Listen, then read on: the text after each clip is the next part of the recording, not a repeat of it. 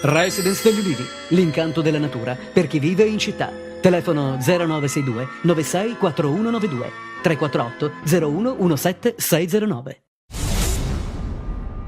Su 9 mandati di cattura emessi dalla Direzione Distrettuale Antimafia di Reggio Calabria, sono 8 le persone catturate stamani dai carabinieri con l'accusa di racket aggravato dal metodo mafioso, tra cui una donna. Uno è attualmente ricercato e localizzato all'estero. L'indagine, denominata La Rosa, ha consentito di appurare l'esistenza di un'organizzazione criminale che per 15 anni aveva taglieggiato numerose imprese che si erano aggiudicate lavori pubblici nel comune di Giffone. Ha messo alla luce una bambina e subito dopo il parto l'ha lanciata dalla finestra. Arrestata ieri a Grisolia nel Cosentino una romena di 41 anni. A trovare la neonata in strada e con la placenta ancora attaccata al corpo sono stati i carabinieri avvertiti da una segnalazione anonima. La piccola, che al momento del ritrovamento piangeva con forza, ha subito un trauma cranico e versa in gravi condizioni in ospedale. Arrestata per tentato infanticidio la madre, che in passato aveva avuto problemi di alcolismo e che aveva nascosto la gravidanza al compagno. Si è insediato stamattina a Reggio il Consiglio regionale calabrese, convocato per prassi dal presidente del Consiglio uscente, Peppe Bova. A prendere il suo posto in questa consigliatura sarà Franco Talarico dell'UDC, il vice sarà Alessandro Nicolò e segretario questore Giovanni Nucera. Queste nomine nella seduta di oggi sono precedute dal formale insediamento dei consiglieri. Resta ancora sospeso il nodo dei consiglieri supplenti previsti dallo statuto regionale, ma non dalla legge elettorale.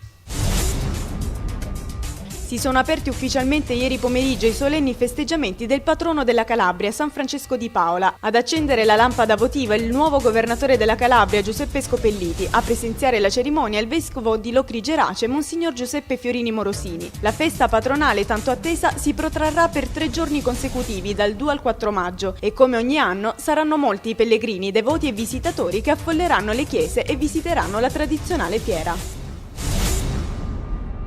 Si è tenuta nei giorni scorsi presso la Camera di Commercio di Catanzaro la cerimonia di consegna del premio La Rosa d'Argento Emilia Zinzi, prima edizione 2010, frutto della collaborazione tra l'ente camerale e l'associazione Fidapa, sezione di Catanzaro. L'onorificenza, istituita nel ricordo dell'insegnante storica dell'arte scomparsa 6 anni fa, è destinata al riconoscimento delle eccellenze femminili distintesi nelle sezioni in cui si articola il premio Cultura, Impresa e Neolaureate.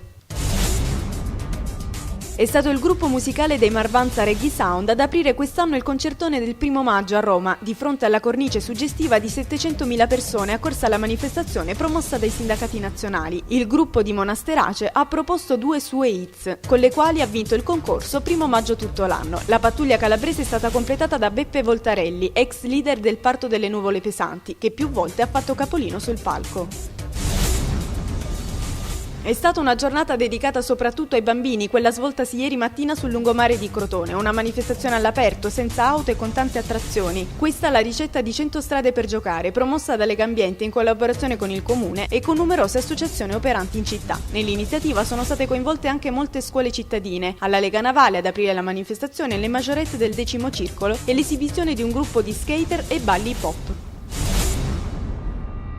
Il 38° turno di Serie B regala un importante successo al Crotone, 2-0 sulla Triestina con reti di Viviani e Gabbionetta, ed ora i play-off sono solo a 2 lunghezze. Ennesima sconfitta interna invece per la Regina, che dopo il vantaggio di Brienza si è fatta rimontare dall'Ascoli con una doppietta di Antenucci. Ed ora la salvezza torna a rischio. Giochi fatti in Lega Pro, in prima una rete di Lacanna regala la matematica salvezza al Cosenza, che fa 1-1 sul campo del Portogruaro. Stesso risultato per il Catanzaro contro il Brindisi, a segno con Longoni, che dovrà effettuare i play-off rinunciando alla promozione diretta. 1-1 tra Vibonese e Aversa Normanna, rete firmata da Di Mauro, con i rossoblù condannati ormai da tempo ai play-out.